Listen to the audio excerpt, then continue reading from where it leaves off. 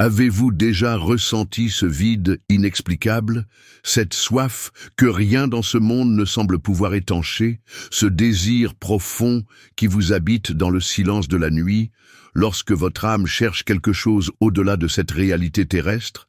Ce n'est pas un hasard. Votre cœur n'est pas fait pour ce monde passager, il est façonné pour l'éternité. Imaginez un instant, vous fermez les yeux pour la dernière fois sur cette terre, votre dernier souffle s'échappe. Et soudain, vous êtes là. Le porte céleste s'ouvre devant vous. La lumière vous enveloppe. Une beauté indescriptible vous submerge. Une joie si profonde qu'aucun mot humain ne peut la contenir. Le ciel, notre véritable demeure. Mais à quoi ressemble vraiment le paradis? Comment est ce lieu que nous invoquons dans chaque Notre Père? Que ton règne vienne, que ta volonté soit faite sur la terre comme au ciel. Depuis 2000 ans, nous prononçons ces mots. Mais savons-nous vraiment vers quoi nous tendons? Aujourd'hui, je vais partager avec vous quelque chose d'extraordinaire, une révélation si surprenante qu'elle pourrait transformer votre vision de l'éternité et votre vie de prière. La Vierge Marie elle-même a confié à Vika, l'une des voyantes de Medjugorje, un secret sur le paradis que personne n'aurait pu imaginer. Une vérité qui a été gardée dans l'ombre pendant des années, mais qui illumine maintenant notre compréhension de la vie éternelle. Préparez votre cœur, car ce que vous allez entendre n'est pas une simple méditation spirituelle. C'est un témoignage authentique qui pourrait changer à jamais votre façon de vivre votre foi. Pour comprendre l'importance de cette révélation, nous devons d'abord nous rappeler qui est Vika Ivanković Mijatović. Depuis le 24 juin 1981, Vika fait partie des 6 enfants de Medjugorje qui affirment voir la Sainte Vierge Marie. Pendant plus de 40 ans, elle a reçu des messages quotidiens, des messages de paix, de conversion, de jeûne, de prière. Mais ce que beaucoup ignorent, c'est que le 10 janvier 1983, quelque chose d'extraordinaire s'est produit. La Sainte Vierge a offert à Vika et à une autre voyante, Jakov, un privilège inimaginable. Elle leur a permis de voir le paradis, le purgatoire et l'enfer. Une expérience qui a duré environ 20 minutes pour notre temps terrestre, mais qui a marqué leur âme pour l'éternité. Vika a gardé le silence sur de nombreux détails pendant des années.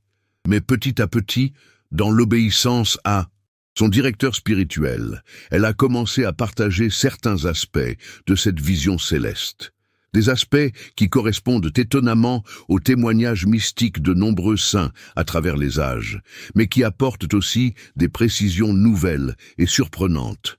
Saint Paul nous dit dans sa première lettre aux Corinthiens, « Ce que l'œil n'a pas vu, ce que l'oreille n'a pas entendu, ce qui n'est pas monté au cœur de l'homme, tout ce que Dieu a préparé pour ceux qui l'aiment. » Et pourtant, par une grâce spéciale, Vika a pu entrevoir ce mystère.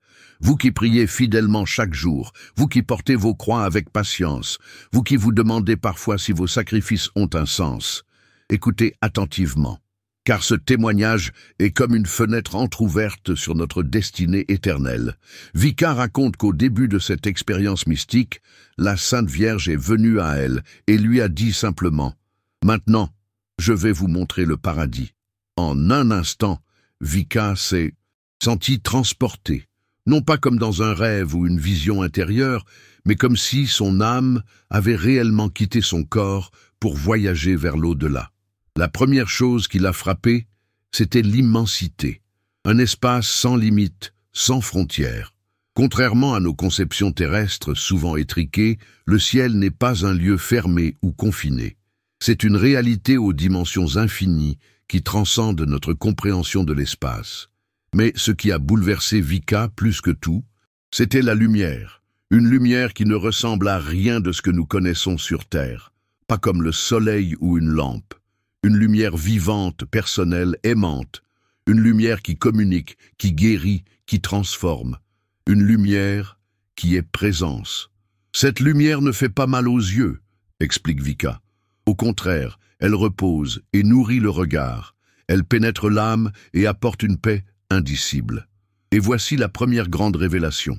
Cette lumière qui baigne tout le paradis. n'est autre que la présence divine elle-même. Dieu n'est pas simplement quelque part au ciel, il est le ciel. Sa présence aimante constitue l'essence même du paradis. Comme l'écrivait saint Augustin, notre cœur est inquiet jusqu'à ce qu'il repose en toi, Seigneur. Mais attendez, ce n'est que le commencement, car ce que Vika a vu ensuite défie toutes nos conceptions traditionnelles du paradis. En avançant dans cette lumière divine, Vika a aperçu des personnes, des bienheureux, des saintes, des âmes sauvées. Mais contrairement à l'image statique que nous avons parfois des âmes contemplant Dieu dans une sorte d'immobilité éternelle, Vika les a vues en mouvement, en activité. Les personnes au ciel ne sont pas inactives, a-t-elle témoigné. Elles sont pleinement vivantes, plus vivantes même que nous sur terre. Elles participent à une vie communautaire d'une richesse inimaginable. Voici la deuxième révélation surprenante. Le paradis est un lieu de relation, d'activité et de créativité continuelle. Les bienheureux ne sont pas simplement absorbés dans une contemplation passive. Ils vivent une communion active avec Dieu et entre eux. Vika a observé des personnes qui semblaient engagées dans différentes formes de service et de création. Certaines participaient à ce qui ressemblait à une liturgie céleste, non pas comme un rituel répétitif, mais comme une célébration toujours nouvelle de la gloire divine. D'autres semblaient accueillir les nouvelles âmes qui arrivaient. D'autres encore paraissaient impliqués dans des œuvres de beauté et d'harmonie qui dépassent notre imagination terrestre. Saint Thomas d'Aquin enseignait déjà que la béatitude céleste n'excluait pas l'activité, mais la transfigurait. Ce que Vika a vu confirme cette intuition théologique. Au ciel, nos capacités ne sont pas annulées, mais pleinement réalisées, libérées des limitations terrestres. Imaginez votre talent, votre passion, votre vocation, non pas abandonnés au seuil du paradis, mais transformés, perfectionnés, élevés à leur plus haute expression. L'artiste qui crée dans la lumière divine, le scientifique qui contemple les mystères de la création, sans les voiles de l'ignorance, le parent dont l'amour s'étend désormais sans les limitations humaines. Mais ce qui a peut-être le plus surpris Vika, c'est ce qu'elle a décrit comme des jardins d'une beauté indescriptible. Le paradis n'est pas un royaume éthéré, désincarné, sans rapport avec notre création. Au terrestre, au contraire, Vika a vu des paysages, des fleurs, des arbres, des prairies, mais transfigurés, glorifiés. Les couleurs au ciel, explique-t-elle, sont infiniment plus vives et plus variées que sur terre. Chaque fleur, chaque feuille semble vivante d'une manière particulière, comme si elle participait consciemment à la louange divine. Ceci nous rappelle que la résurrection promise n'est pas seulement celle de nos corps, mais aussi d'une certaine façon celle de toute la création.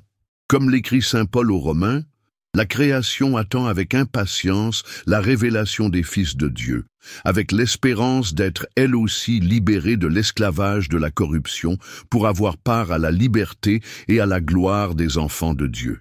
Le paradis que Vika a entrevu n'est pas une négation de la création matérielle, mais son accomplissement ultime.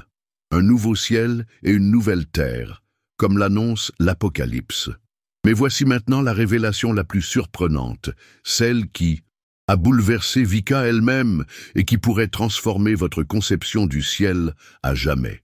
En poursuivant cette expérience mystique, guidée par la Sainte Vierge, Vika a remarqué quelque chose d'étonnant concernant les bienheureux. Bien qu'ils soient tous remplis d'une joie parfaite, cette joie semblait avoir différentes intensités, différentes profondeurs. Certaines âmes, témoigne Vika, semblaient rayonner plus intensément que d'autres de la lumière divine. Toutes étaient parfaitement heureuses, comblées, sans aucune trace de jalousie ou d'insatisfaction. Mais la capacité de chacune à recevoir et refléter l'amour divin paraissait différente.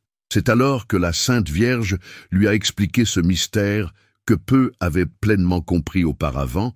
Au ciel, chaque âme est remplie de bonheur selon sa capacité. Comme des vases de différentes tailles, tous sont remplis à ras-bord, mais certains contiennent plus que d'autres. Cette révélation confirme et approfondit L'enseignement traditionnel de l'Église sur les degrés de gloire au ciel. Saint Thomas d'Aquin parlait déjà de la diversité des récompenses célestes, sans que cela n'introduise d'imperfection dans la béatitude de chacun. Mais ce que Vika a compris grâce à cette expérience, c'est que ces différences ne sont pas arbitraires. Elles sont le fruit direct de notre vie terrestre. Chaque acte d'amour authentique accompli sur terre élargit notre capacité à recevoir l'amour divin au ciel. Chaque sacrifice offert avec amour creuse en nous un espace plus grand pour la joie éternelle. Pensez-y un instant. Chaque chapelet récité avec dévotion, chaque pardon accordé à celui qui vous a blessé, chaque moment de patience dans l'épreuve, chaque acte de charité envers le plus petit de vos frères, tout cela ne disparaît pas, tout cela façonne votre âme, l'élargit, la prépare à une communion plus profonde avec Dieu pour l'éternité. La Sainte Vierge a confié à Vika beaucoup d'âmes qui atteignent le ciel, sont surprises de découvrir qu'elles auraient pu connaître une béatitude encore plus grande si elles avaient vécu plus pleinement leur foi sur terre. Quelle révélation bouleversante! L'éternité n'efface pas les conséquences de nos choix terrestres, elle les révèle dans toute leur ampleur, non pas comme punition ou récompense extérieure, mais comme le fruit naturel de qui nous sommes devenus. Saint Paul écrivait aux Corinthiens « Celui qui sème peu moissonnera peu, et celui qui sème abondamment moissonnera abondamment. » Cette vérité s'applique non seulement à notre vie terrestre, mais à notre destinée éternelle. Maintenant, approchons-nous du cœur de cette révélation, de ce qui pourrait transformer radicalement votre vie de foi dès aujourd'hui. Vika a observé que parmi les bienheureux, certains semblaient particulièrement rayonnants, comme des étoiles plus brillantes dans le firmament céleste. Intriguée, elle a demandé à la Sainte Vierge qui étaient ces âmes. La réponse de Notre-Dame fut simple mais profonde. Ce sont ceux qui ont aimé avec un cœur pur, ceux qui ont reconnu ma présence et celle de mon Fils dans les plus petits et les plus souffrants. Mais voici ce qui est extraordinaire. Parmi ces âmes les plus resplendissantes, Vika n'a pas vu principalement de grands théologiens, de célèbres prédicateurs ou même des mystiques connus. Elle a vu des personnes ordinaires, des mères de famille qui avaient offert chaque journée avec amour, des travailleurs qui avaient sanctifié leur labeur quotidien, des malades qui avaient transformé leur souffrance en offrande. Beaucoup de ceux qui sont les premiers ici-bas seront les derniers, et beaucoup de derniers seront les premiers, avait prévenu Jésus. Vika a vu cette parole réalisée. La Sainte Vierge lui a alors confié ce secret que personne n'imaginait. Le chemin le plus sûr vers les plus hautes demeures du ciel n'est pas dans les actions extraordinaires ou les expériences mystiques exceptionnelles. Il est dans la fidélité aux petites choses, accomplies avec un grand amour. Il est dans l'abandon confiant à la volonté divine dans les circonstances ordinaires de la vie. Ce secret rejoint l'enseignement de la petite Thérèse de Lisieux sur la petite voie de l'enfance spirituelle. Mais Vika a pu voir sa réalisation concrète dans la gloire des bienheureux.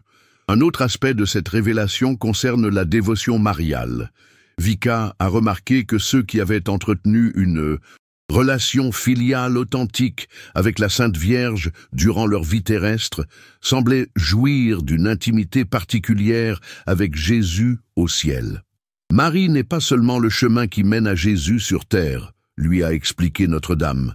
Elle continue d'être au ciel une médiatrice de grâce et une mère qui présente ses enfants à son Fils. Imaginez la joie de ceux qui, ayant honoré Marie comme leur mère pendant leur pèlerinage terrestre, la retrouvent au ciel dans une relation encore plus profonde et plus belle, mais il y a plus encore, et c'est peut-être la révélation la plus surprenante de toutes. Pendant cette expérience mystique, Vika a remarqué quelque chose de particulier concernant la communion entre les saints au ciel et nous qui sommes encore sur terre. Les bienheureux, témoigne-t-elle, ne sont pas coupés de ceux qu'ils ont aimés sur terre. Au contraire, leur amour est maintenant plus pur, plus fort, plus efficace. Ils voient clairement nos besoins dans la lumière divine et intercèdent sans cesse pour nous. Ce que Vika a compris, c'est que le ciel n'est pas une réalité lointaine et séparée de notre monde. Le voile entre les deux réalités est beaucoup plus mince que nous ne l'imaginons. Nos prières atteignent instantanément les saints. Leur intercession nous enveloppe constamment. La Sainte Vierge lui a révélé « Quand vous priez un saint, il ne s'agit pas d'une communication à sens unique. Le saint vous entend immédiatement. Il est présent d'une certaine manière auprès de vous. L'amour au ciel transcende les limitations de l'espace et du temps. Cette vérité donne une dimension nouvelle à la communion des saints que nous professons dans le credo. Ce n'est pas une simple doctrine abstraite. C'est une réalité vivante et opérante. Pensez à vos proches qui vous ont précédés dans la foi. Ils ne sont pas perdus dans un ailleurs inaccessible. S'ils sont au ciel, ils sont plus proches de vous maintenant qu'ils ne l'ont jamais été sur terre. Leur amour vous enveloppe, leur prière vous soutient, leur présence spirituelle vous accompagne. Vika a également observé quelque chose de surprenant concernant les prières que nous adressons aux saints. Quand vous demandez l'intercession d'un saint, explique-t-elle, cette prière ne diminue en rien votre relation directe avec Dieu. Au contraire, elle l'enrichit. Car au ciel, tout est communion. Les saints ne gardent rien pour eux-mêmes. Ils transmettent tout à Dieu et participent à l'effusion de sa grâce. Cette révélation pourrait transformer votre vie de prière. Imaginez vivre chaque jour dans la conscience vive de cette communion céleste qui vous entoure. Imaginez prier non comme si vous lanciez des mots vers un ciel lointain, mais comme si vous participiez déjà à la liturgie céleste, unis à tous les saints. Maintenant, laissez-moi vous partager le secret le plus personnel que la Sainte Vierge a confié à Vika pendant cette expérience mystique. Un secret qui touche au cœur même de notre destinée éternelle. Après avoir montré à Vika les merveilles du paradis, Notre-Dame lui a dit quelque chose d'extraordinaire. Le ciel commence déjà sur terre pour ceux qui vivent dans l'amour. Chaque acte d'amour authentique est une participation anticipée à la vie céleste. Cette révélation rejoint l'enseignement de Jésus. Le royaume de Dieu est au milieu de vous. Le ciel n'est pas seulement une réalité future, c'est une présence qui peut déjà habiter notre cœur, transformer notre regard, sanctifier notre quotidien. Vika a compris que nos moments de communion profonde avec Dieu dans la prière, nos expériences de paix intérieure au milieu des épreuves, nos élans d'amour désintéressés envers le prochain, tout cela constitue déjà les prémices du ciel. Non pas le ciel dans sa plénitude, bien sûr, mais ses arts, son avant-goût. Cette compréhension transforme radicalement notre vision de la vie chrétienne. Il ne s'agit plus simplement d'endurer cette vallée de larmes en attendant une récompense future. Il s'agit de laisser le ciel descendre dès maintenant dans notre cœur, dans nos relations, dans notre regard sur le monde. Saint Jean de la Croix écrivait « Au soir de notre vie, nous serons jugés sur l'amour ». Vika a vu que cet amour n'est pas simplement le critère du jugement final. Il est la substance même du ciel, qui peut déjà habiter notre existence terrestre. Mais attention, cette vérité comporte aussi un avertissement. Car si le ciel peut commencer dès une terre pour ceux qui vivent dans l'amour, l'inverse est également vrai. Ceux qui s'enferment dans l'égoïsme, la haine, le ressentiment, commencent déjà à goûter aux ténèbres de l'enfer. La Sainte Vierge a montré à Vika, avec une infinie tristesse, les âmes au purgatoire et en enfer. Ces âmes, a-t-elle expliqué, ne sont pas condamnées par un Dieu vengeur. Elles récoltent le fruit de leur propre choix. Elles deviennent ce qu'elles ont aimé. Quelle sobriété cette révélation devrait nous inspirer. Chaque pensée, chaque parole, chaque action façonne notre être éternel. Nous devenons peu à peu ce que nous choisissons d'aimer.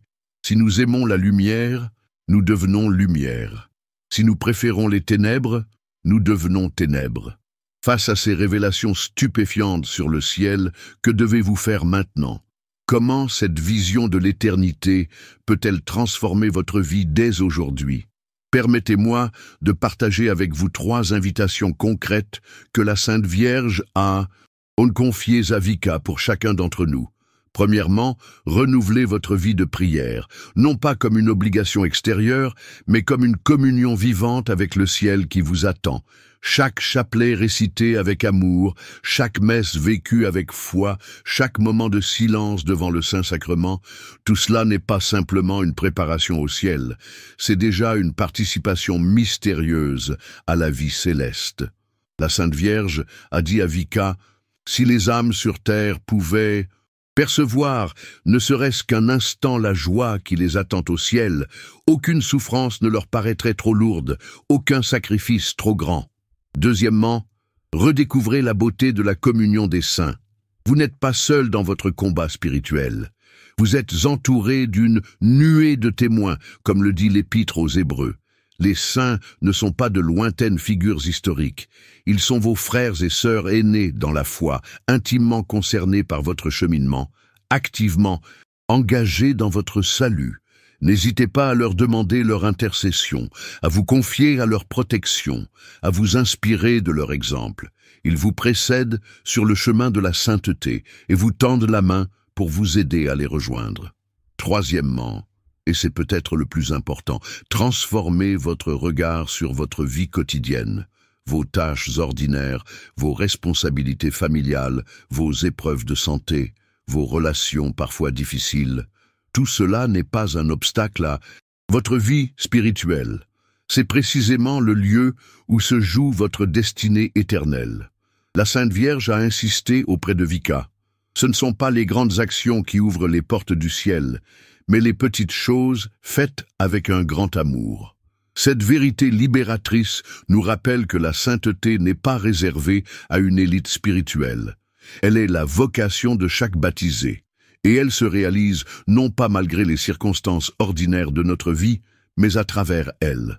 En Sanctus terminant ce partage sur les révélations célestes confiées à Vika, je voudrais vous laisser avec une dernière pensée, la plus consolante peut-être. La Sainte Vierge a montré à Vika que le ciel n'est pas une réalité statique, figée pour l'éternité.